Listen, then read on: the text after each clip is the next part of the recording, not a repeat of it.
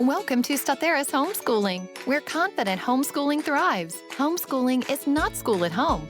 It's a way of life. We encourage, empower, and equip you to cultivate the authentic homeschool lifestyle where freedom and relationships rule.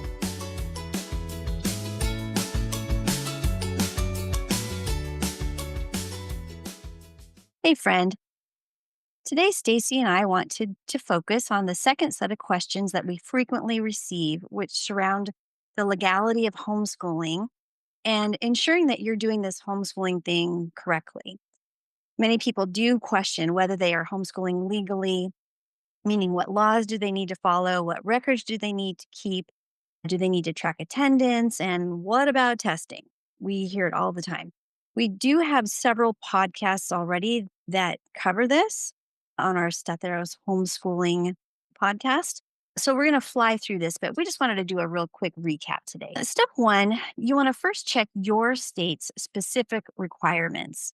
In general, HSLDA is a good resource for this, but of course, specifically to Colorado and Florida and Texas, Statheros Homeschooling website is a wonderful resource. So please do check out our website.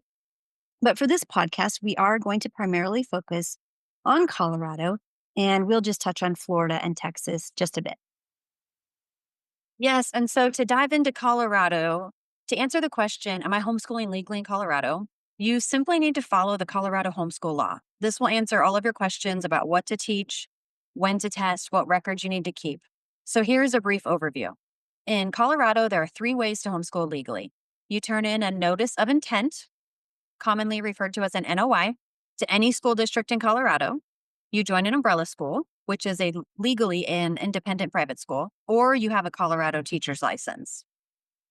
If you choose to turn in NOI, you will also turn in a test or a professional evaluation every other year, starting in 3rd grade. So grades 3, 5, 7, 9, and 11. Typically, this is done towards the end of those school years, but there is no time frame in the law.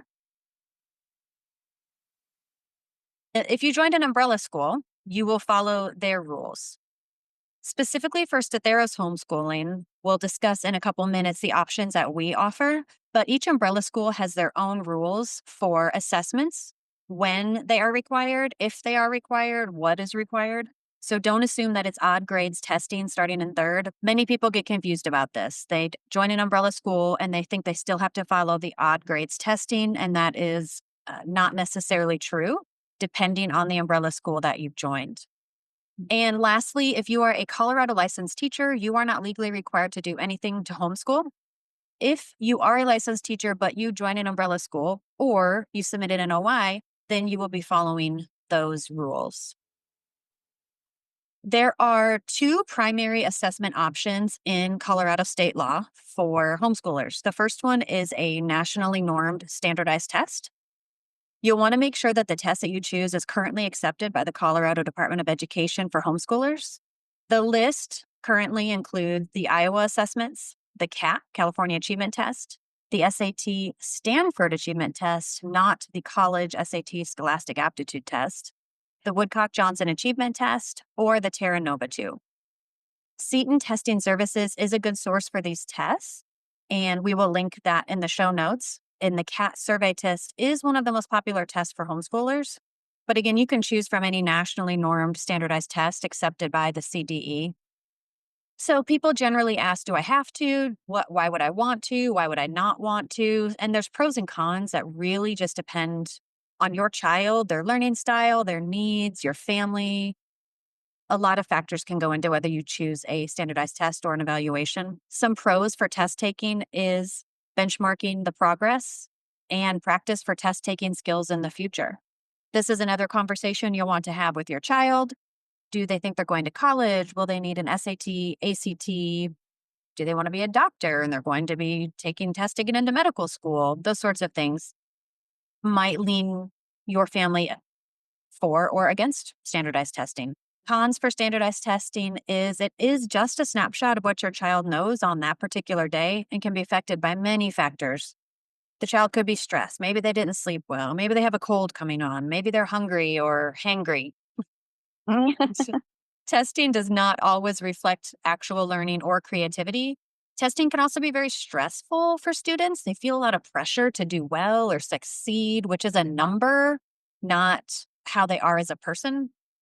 So even if your child is a quote unquote good test taker, still think through whether this test is good for this child for this year.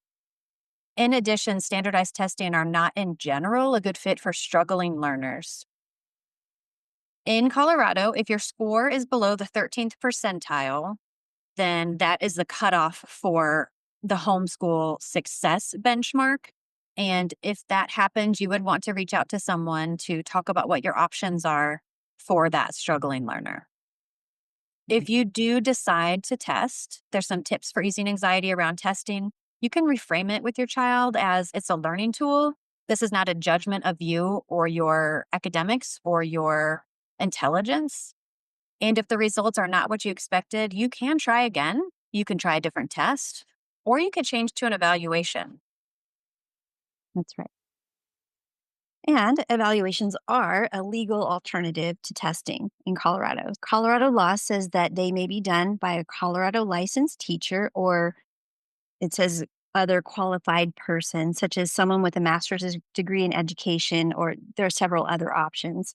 But typically, we are Colorado licensed teachers. And when you're looking for an evaluator, you want to make sure that they are up to speed on your state's homeschool laws and umbrella school requirements, because things can get a little, I don't know, there's just nuances in different states. So you want to make sure that they are up to speed. And it's also okay to reach out and ask questions or ask to chat a bit with someone that you think you might want to have evaluate your kids. Chat with them, make sure they're a good fit for your family. I get requests all the time as an evaluator, either through email or somebody says, "Can you please call me?" And that's fine. No worries there. It's just so we can make that personal connection. So it's nice if they're willing to do that. So the benchmark that I look for, because a lot of times people they tell me afterwards when the whole process is over, which is really not all that complicated, but they say, "Oh, this was so easy and I was stressed out for nothing. And I'm so glad we did this because it's just so completely different from testing." Evaluations really look at the whole child, at least the way that I do them. And legally, I need to verify that the students are making sufficient academic process according to their ability.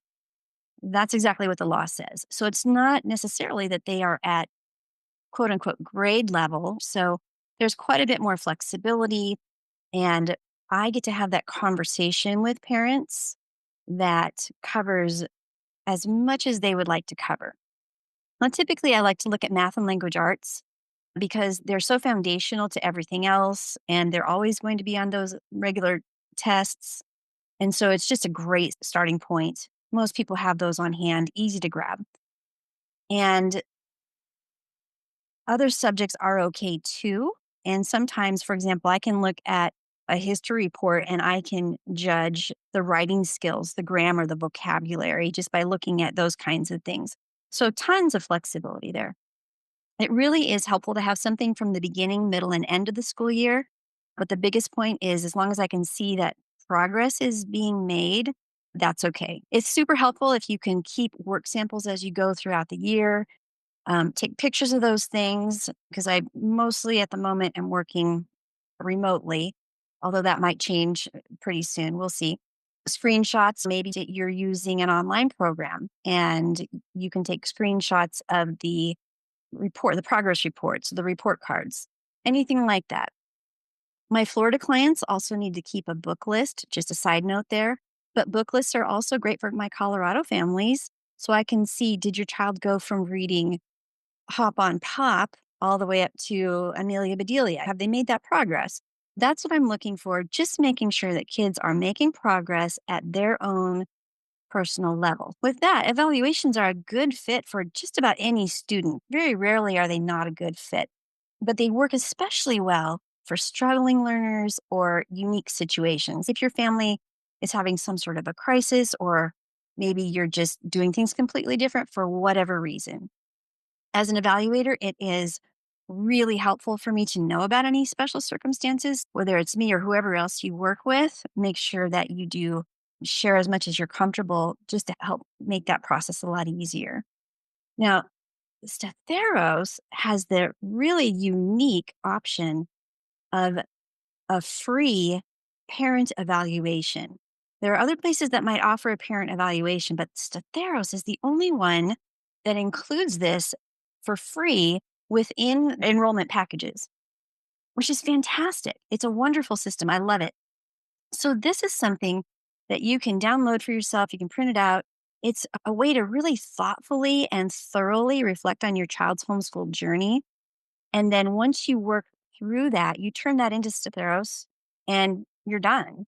Or if you want, you can have me take a look at it as a professional licensed teacher and I add on a professional review for an extra fee. It's not required though. You can turn that in as is. I was just looking at the website yesterday and kind of thinking about why I love this option. Parents really love this tool because it lets you celebrate the wins, which I do that with you as well with a regular evaluation. But this is something so personal where you get to sit down and really focus on what did you maybe miss, but recognize and honor the strengths and the accomplishments of your homeschool journey, your personal one, and pinpoint where your child excels, where they might need extra support to thrive. And it's very comprehensive. It covers academics and also character and emotional health and so much more. It makes a really nice keepsake, I have to say. I really love how Colleen has set that up. And why might you choose to add on a professional review that's done by me or someone else? There is a holistic validation. It demonstrates progress across academics, character, and if desired, spiritual growth. You have the peace of mind that it's confirming your child's unique journey. It's recognized, it's celebrated, but the credibility piece there, it offers professional verification to strengthen your homeschool records. If that is important to you, you can add that on as well as an option. Welcome to Statheros Academy. We are an umbrella school that fulfills legal reporting requirements for homeschoolers in Colorado. But all of our services like transcripts, diplomas, IDs, and coaching are available no matter where you live. Don't forget to check out our store for homeschool essentials like attendance logs, planners, report cards, and DIY high school transcripts. Whether you need help with paperwork, planning, support, or guidance on your homeschool journey, Statheros Academy is here to support you. Visit theumbrellaschool.com to learn more.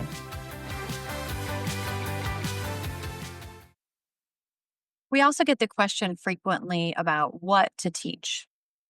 And the answer to this question is again found in the Colorado state law, which says that a home-based education shall include, but need not be limited to, communication skills of reading, writing, and speaking, mathematics, history, civics, literature, science, and regular courses of instruction in the Constitution of the United States. That's all that the homeschool law says. So keep in mind, this is the totality of the homeschool education. It is not a list of subjects to cover every single year. You'd cover them over the course of your home education journey. Now, of course, are you going to do math every year? Yeah, you're going to do that because it builds on it and you're going to work up. But do you need to do civics every single year? No, you don't. Constitution every single year? No, you don't. We get that question frequently. We really wanted to highlight what the Colorado state law says. In addition, regarding attendance, the Colorado law says a homeschool year is 172 days with an average of 4 hours a day. And that word average in there is wonderful because some days you're way over and maybe some days you don't quite hit 4 hours. But if you're averaging 4 hours a day for 172 days a year, that meets the home education law in Colorado. We also get the question about what records do we need to keep? What records do we need to submit? So in general, if you are a NOI homeschooler or a Colorado licensed teacher homeschooler, you're not submitting anything except for NOI. You will have to submit your testing or assessment in odd grades starting in third to the school district where you submitted your NOI or to a school that acts as a repository. Statheros Homeschooling also acts as a repository for NOI homeschoolers. So let's say that you sent your NOI to a district in Denver, Grand Junction, Pueblo, wherever, but you want to send your testing to Statheros Homeschooling and you're not a member, that's perfectly fine. It's outlined on our website how you do that. If you are a umbrella school homeschooler, you will just need to ensure that you're following your umbrella school rules. Some want attendance records, quarterly, monthly, semester, yearly, not at all. Some will want testing evaluations in every year, every other year.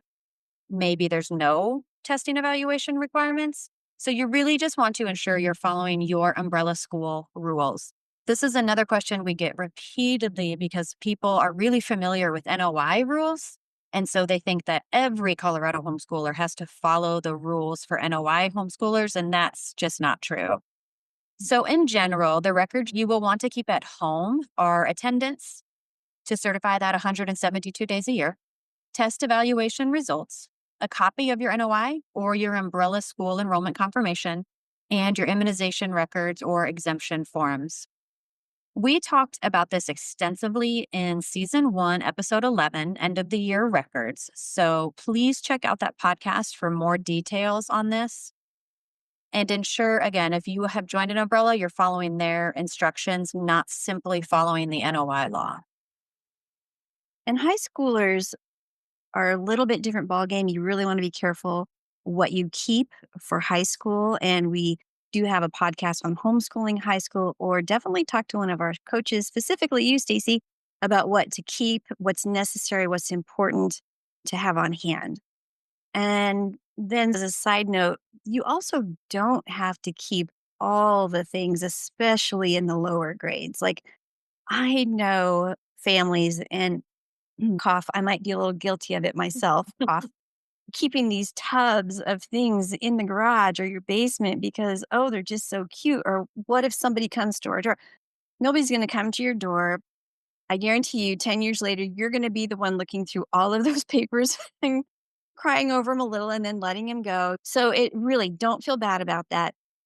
Even in the classroom, we would not keep all the papers. You just don't. It's physically impossible and overwhelming. You don't need to do that. Keep a good sampling. And again, I'm mostly talking about elementary and middle school, but keep a good sampling just to show progress, and the rest, do with it what you will. I will admit to maybe having a bonfire or two at the end of the school year just to say goodbye to a few workbooks or pages that we had accumulated, which was fun. What a Just fun idea.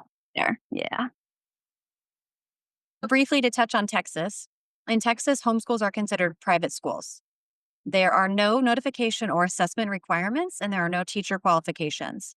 The only thing that is required in Texas in the Texas homeschool law says you need to teach required subjects of math, reading, spelling and grammar, and a course in good citizenship. That's it. Wow. Now, of course, there are other things that you'll want to teach your child. Science and history come to mind, right? These are not required by Texas state law, but if your student wants to go to college, you will want to have a college prep curriculum. The second thing in the Texas law says you need to use a written curriculum, and this has been interpreted by the Texas Supreme Court that you use some form of curriculum, written, online programs, etc., and that you are operating your school in a bona fide manner. It's pretty vague, but it just means that you have some curriculum that you're following, online program, books, some sort of method to certify and say that you are following a step-by-step guide through the years. That's interesting. For example, if you wanted to cover your citizenship, you can't necessarily just do that by talking things over at the dinner table. You want to definitely have some sort of curriculum or guide that you're following or book that you're using.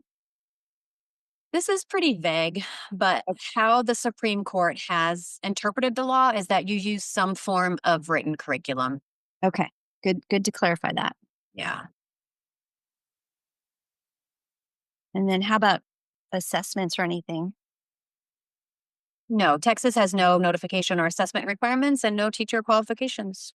That's amazing. Wow. Yes. In Florida, where I also work, their requirements are slightly different, but they still include the option to test or have a portfolio review, is what they call the evaluation. They also ask you, like I said, to have a book list. I also am required to have personal contact with the child. And that can be just saying hello over the phone, or sometimes they pop their little heads in on a Zoom call, or if we meet in person, it's not as crazy as it sounds, just to make sure that an actual child exists there. So I get it. A key difference in Florida is that you only turn in a notice of intent one time when you very first begin homeschooling.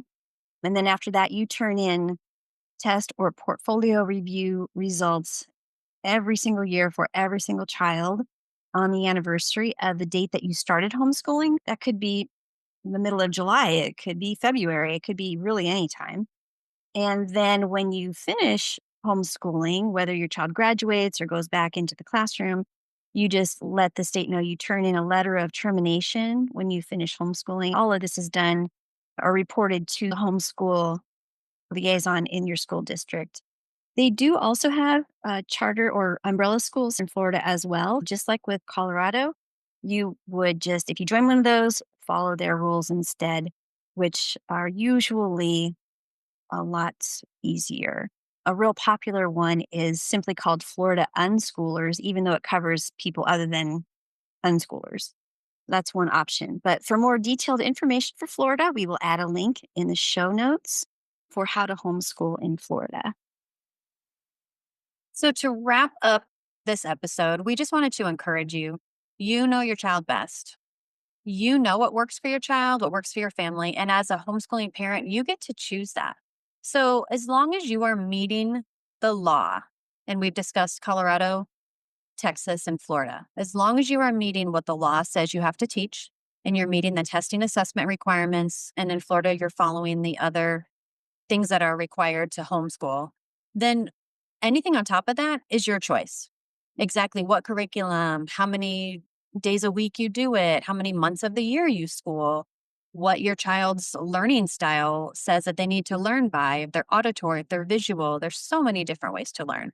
So trust yourself, trust your homeschool journey, but always keep some documents as you go, basic attendance, test assessment, things we've discussed here. If you would like more details on any of this, please go back and listen to our previous episodes where we discuss evaluations and record keeping, attendance in greater detail. Check out Season 1, Episode 8 on evaluations, Season 1, Episode 11 for end of the school year records, and Season 1, Episode 5 and 6, which is our How to Start Homeschooling Part 1 and Part 2. Thank you for joining us on today's episode. We hope that you enjoyed the conversation and found it insightful. Be sure to check out today's show notes for all applicable links and additional resources. If you liked what you heard, please subscribe, rate, and review our podcast. Your support helps us continue to bring you great content. Until next time, happy homeschooling.